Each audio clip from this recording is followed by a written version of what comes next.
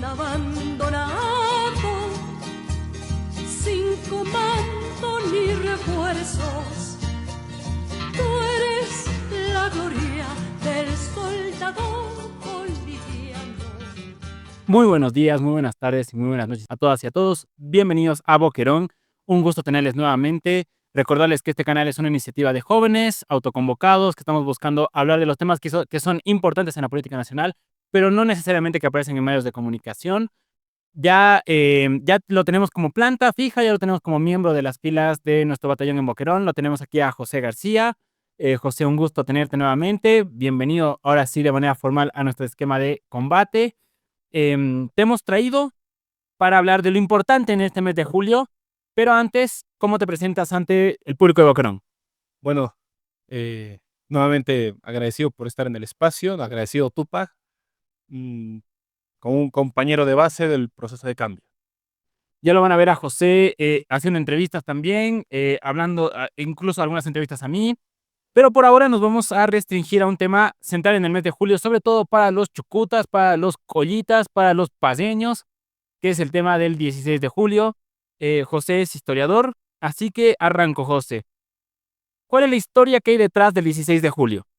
A ver, el 16 de julio se remonta a 1809, fecha en la cual un movimiento patriótico revolucionario, liderado en ese momento por Pedro Domingo Murillo, pero que es toda una playa de personajes políticos entre los que se puede destacar Juan Manuel de Cáceres, entre otros, participan en un proceso subversivo, porque nuestro país está lleno de una historia de procesos revolucionarios desde abajo, desde la independencia, que toman la ciudad de La Paz en ese momento, Nuestra Señora de la Paz, parte del Imperio Español, del Virreinato del Río de la Plata, eh, con demandas de cambio y transformación social. Más allá de si se ponían algunos colores u otros, ante todo el 16 de julio, como el fenómeno de la guerra de independencia es un fenómeno revolucionario que está buscando transformar las anquilosadas estructuras coloniales que habían llevado, digamos, a un grado de crisis política en, en todo el continente americano y que las influencias de lo que fue la Revolución Francesa y demás habían permeado con ¿En, la idea de cambio. en qué sentido transformaciones estructurales? A ver, dentro de las corrientes que se presentaron el 16 de julio, uno lee uno de los documentos más famosos, que es la proclama de la Junta Tuitiva, Ajá. habla de una condición de igualdad plena. Es decir, hablamos de una sociedad estamental construida en una división entre pueblos vencedores y pueblos vencidos, el mundo indígena, pueblo vencido, los conquistadores, pueblo vencedor, y que ahora se tiene que plantear una noción de igualdad. No es una igualdad plena moderna como imaginamos, pero ya es un avance realmente gigantesco al lado de lo que se vivía en esa época. Es una sociedad colonial donde básicamente las naciones indígenas pagaban tributo, no eran consideradas ciudadanas y eran consideradas como mulas de carga del sistema colonial. Lo que propone la Junta Tuitiva es una igualdad plena. Sí, Igualdad entre las naciones indígenas, los mestizos y los criollos. claro. El fundamento es somos iguales todos. Y las corrientes más radicales entre ellos, por eso mencioné a Juan Manuel de Cáceres, eh, plantean un programa de gobierno en lo cual se plantea abolición del tributo indígena, abolición de la mita, restitución de las tierras comunitarias de origen en ese momento. Es decir, el, proclama de el programa de Tupac Katari estaba como la corriente radical dentro de la Junta Tuitiva, dentro de ese movimiento revolucionario que plantea una igualdad y una construcción de ciudadanía, por primera vez de ciudadanía, de todos los habitantes, por lo menos en ese momento, de lo que hoy llamaríamos el Departamento de La Paz. Me parece importante que toques a Tupac Katari porque justamente unos, ¿qué? 30 años antes, Sí, Tupac Katari lo que hace es cercar la ciudad de La Paz, justamente reivindicando lo que después los propios ciudadanos de la ciudad de La Paz van a decir, sí, esto es lo que hay que construir sí. como para transformar este sistema colonial. Hay corrientes y corrientes dentro del 16 de julio. Las corrientes más conservadoras eh, no quieren tocar varios de los puntos que se plantea desde el ala radical de Tupac Katari, pero hay otros tantos que sí. Como todo proceso revolucionario vas a tener una gama, un arco, Claro. se mueve esto, y que en ese sentido, pues sí, hay fracciones que dicen, sí, hay que ir para este camino, hay que radicalizar, hay que profundizar y construir, digamos, una ciudadanía para todos. Y al mismo tiempo hay una corriente que dice, no, ¿sabes qué? Hay que hacer un par de reformas, acomodémonos mejor la carga y ya está. Ok. Esto, y que lamentablemente ellos son los que van a terminar siendo gobierno después de 1825. Son los reformistas que incluso pactaron con los realistas españoles para los que terminan siendo los futuros ministros, gobernadores, alcaldes y demás. Porque lo que te entiendo es que se da la Revolución de Julio, la gente se levanta en la ciudad de La Paz. Entiendo que es un levantamiento no solo de los criollos, sino también de los mestizos, de los indígenas que vivían en los barrios de indios, que por entonces eran San Pedro, eran Santa Bárbara y San Sebastián. Sí. Y una vez que se toma en la ciudad, se declara esta junta tuitiva y después retornan los españoles, porque de hecho es el inicio de nuestra guerra de independencia el 16 de julio. Ahí viene, digamos, son dos fenómenos simultáneos. Uno es el 16 de julio y el otro es el 25 de mayo chuquisaqueño, Ok. que vienen de estas corrientes de transformación social. Sí, podemos encontrar figuras muy relevantes como Pío Tristán, que es parte de la Junta Tuitiva y Ok. que después, mediante conversaciones con los españoles, se termina volviendo el gobernador de, de la Intendencia actualmente, Departamento de La Paz, Traicionando a la Claro. junta tuitiva. cuando llegan los ejércitos realistas a la cabeza de Ujú. Goyeneche.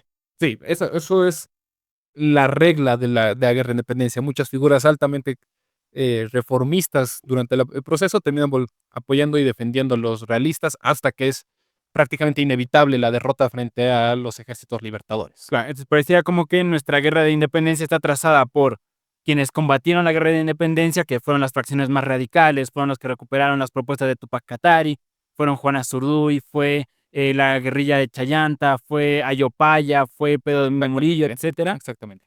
Pero quienes terminan gobernando son más bien las alas más moderadas, ¿no? Más Claro. bien las alas que nunca estuvieron dispuestas a comprometerse al máximo, nunca estuvieron dispuestas a dar la vida, y más bien siempre jugaron aún ni por aquí ni por allá, Claro. y son ellas las que terminan traicionando al inicio al movimiento y después haciéndose con el poder para que nada cambie y todo siga como antes. Claro, claro, y esa es la tónica de lo que fue la guerra de independencia, lamentablemente, que es un proceso revolucionario, hay que leerlo en ese término. La guerra de independencia es un fenómeno revolucionario en todo el continente.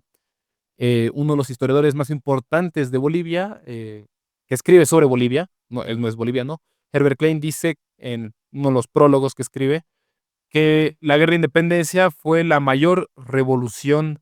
En ese momento estamos hablando de liberalismo, porque el liberalismo es la corriente más, Claro, se están acabando con las monarquías además. claro, es la mayor revolución liberal del mundo en el siglo XIX, más grande que la Revolución Francesa ¿O que la norteamericana? o que la norteamericana. Estamos hablando de una revolución que ha tupido al imperio más grande de su época y que ha llevado a decenas de miles de combatientes a luchar por estos fenómenos de transformación. Por eso, cuando encontramos la narrativa de la izquierda latinoamericana en el siglo XX, todos van a reivindicar la presencia de los héroes de la independencia. Movimiento Tupamaros, en el caso Claro. del Uruguay, Montoneros, que hace referencia a las partidas montoneras guerrilleras de la Argentina, De las cuales también participaron muchos bolivianos, como el Moto Méndez, por ejemplo. claro, o Juana Zurduy, por ejemplo. Movimiento patriótico Manuel Rodríguez. Manuel Rodríguez, en el caso de Chile, que también es un héroe de la independencia. Y así Claro. podemos encontrar diversos fenómenos. En Venezuela, la guerrilla Simón Bolívar. Ahí hay un montón de ejemplos, tienes Claro. toda la razón. Y eso me parece importante como traerlo al presente, ¿no? Porque han pasado como que más de 200 años en el caso de Bolivia, en el caso del grito libertario de Pedro Domingo Murillo. Más de 200 años. Y de hecho Bolivia además atraviesa esta verbena con su bicentenario, ¿no? 16 años después justamente de haber iniciado nuestro propio camino revolucionario hacia la independencia nacional. Claro. Entonces, José, de estos aprendizajes de la guerra de independencia, del grito libertario, de esa tea, digamos, encendida, ¿qué podemos recuperar para el presente, para la situación actual? En primer lugar, dignificar lo que ha sido la guerra de independencia, porque más allá el resultado inmediato fue la formación de un Estado, que aunque ese Estado inicialmente no es un Estado de las mayorías, un Estado con el 3% de ciudadanía no es un Estado de las mayorías, sigue siendo nuestro fenómeno revolucionario, porque hay victorias pese a que no se consigue el objetivo final. Se elimina la mitad, por ejemplo, uno de los procesos más deshumanizantes de lo que fue la conquista española, se elimina como una fruto de la victoria de esto. Leer que los procesos revolucionarios van a marcar la identidad eh, del continente, de Bolivia, y sentirnos dignos de eso. A veces en el colegio se enseña cómo fuimos los primeros en entrar en la pelea y los últimos En salir. en salir, y además que nos liberaron, no fue no. Bolivia fue parte de un contexto latinoamericano en el cual su participación es determinante. La participación de Bolivia es determinante en la guerra de independencia, porque sin ese frente sur frente a los ejércitos realistas, de partida, la misma Argentina no sería un país independiente. De partida. Y pensar esto es reordenar todo el escenario geopolítico del momento de la guerra. No es lo mismo una Argentina, un San Martín cruzando los Andes, combatiendo en Chile, sabiendo que el ejército español que estaba en Bolivia no podía cruzar a la Argentina. Porque estaban las guerrillas bolivianas combatiendo día y noche. Y segundo, los fenómenos revolucionarios desde nuestra independencia son fenómenos de mayorías. Sí, podemos encontrar intelectuales criollos, desde los más radicales como Jaime Sudáñez o Bernardo de Monteagudo, hasta los más conservadores como Francisco del Rivero, Mariano Antezana, entre otros. Más allá de estos intelectuales, es un fenómeno de masas. Las guerrillas, que es lo más importante de la guerra de independencia en el caso boliviano, es un fenómeno de comunidades, de mestizos comprometidos, de criollos radicalizados. Es un fenómeno de todos vamos a pelear para transformar esto. Estamos hablando de que las guerrillas tuvieron básicamente toda la parte más densamente poblada demográficamente del país. Y las comunidades participaban. Y si no mandaban hombres, conseguían alimentos. O se negaban a darles alimentos a los españoles. Los españoles se quejaban que justamente en la guerra de independencia en las comunidades se les negaban a dar alimentos, incluso pagándoles, casi al límite de robar comida a las comunidades, porque era la única forma en la que les iba a dar. Y decían, ¿por qué? Porque estaban convencidos de que la lucha era con los guerrilleros. Ese era nuestro imaginario. Es un imaginario colectivo. La transformación es colectiva. Y ese proceso explica también por qué Bolivia es un país tan radical. Desde la independencia, llevándolo a los fenómenos de 1870 con Luciano Vilca, 1900 con Zárate Vilca, los caciques apoderados, la revolución del 52, la resistencia a las dictaduras. Bolivia es un país radical que desde su origen, desde su momento fundacional como Estado, su transformación es la acción de las masas, la acción colectiva, es luchar por un día mejor. A mí me parece potente, digamos, esto que dices, que un aprendizaje quizás para este bicentenario a todas y a todos es dignificar nuestros orígenes. Siempre se ha acusado que Bolivia es un estado fallido, que Bolivia no debería existir, que la inventaron, que Bolivia nunca peleó por su independencia, que eso la tuvo que liberar Venezuela, la tuvo que liberar Colombia. Y me parece que lo que tú dices es justamente lo opuesto, ¿no? Es demostrar que en este país se nació como se ha vivido, peleando. Y esa pelea ha sido colectiva y esas conquistas, esas demandas se han ido articulando desde abajo hacia arriba y han ido atravesando a todas las clases sociales, a todos los estamentos étnicos que existían en la época de la independencia. Me gusta mucho cómo lo pones en un contexto regional porque se demuestra el rol protagónico de Bolivia en esa gran guerra de independencia que atravesó el continente sudamericano, que tuvo sí como gran actor en el norte a Venezuela, a Simón Bolívar, a Santander, a Sucre, pero que en el sur tuvo como protagonista a Bolivia, ¿no? Como protagonista una Bolivia que arraigó, que impidió el avance de los ejércitos españoles hacia Argentina y al mismo tiempo impidió que esos ejércitos españoles vayan a combatir al norte del continente. Y que ese rol fue central para que exista el Simón Bolívar que conocemos y también el San Martín en Argentina que se conoció, ¿no? Y me parece que históricamente había un tema de infravalorar, un tema de decir que la lucha colectiva no sirve. Y me gusta mucho esa palabra que tú dices, dignificar nuestra revolución de independencia. Sí. Si nuestros abuelos y nuestros tatarabuelos combatieron para hacer de este país un país independiente, fue desde esa lucha colectiva y quizás el aprendizaje para ahora sea seguir haciendo esa lucha colectiva. De acuerdo. De acuerdo. Bueno, ya entrando al cierre, Jo, también la verbena atraviesa una situación atípica, vamos a encarar nuestro 16 de julio en un contexto muy diferente al de otros años, un contexto de crisis. Y bueno, para ir cerrando un poco como tus impresiones de esta verbena, una reflexión final y con eso estamos. A ver. Al igual que cualquier narrativa, la historia también es una narrativa política. Y el bicentenario que se está viviendo ahora es un bicentenario desprestigiado por una parte y dignificado por otra. Estamos hablando de un bicentenario que se dice en términos convencionales no hay nada que celebrar. Sí. Pero no, el no hay nada que celebrar no es un acto de protesta frente a desigualdades, frente a la crisis económica, no. No hay nada que celebrar porque los actores, los herederos de los Casimiros Olañetas, de los que pactaron con los españoles para volverse después gobierno, Los abuelos de los traidores, digamos. claro, son los que ahora dicen que no hay nada que festejar, porque obviamente ellos no sangraron por este país. Ellos no han peleado por eso.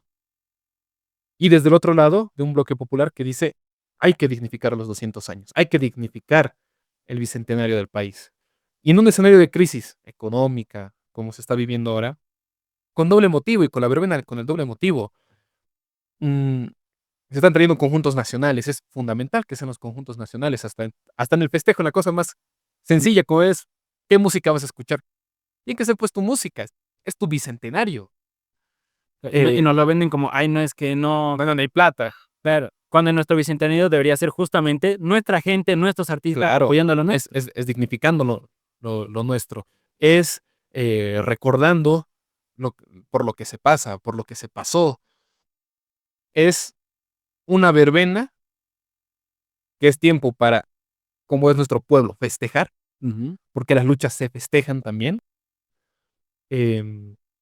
pero desde esa conciencia, desde esa proyección de lo que es un país, de lo que es vivir dignamente, lo que es ser boliviano, que es justamente lo que tanto tiempo se nos ha venido negando. El ser digno, orgullosamente boliviano, es algo que estas viejas figuras parecen no gustarles. Les gusta más, creo que el 4 de julio que el 16 de julio en todo caso. Me encanta ese cierre y yo creo que va mucho a la verdad.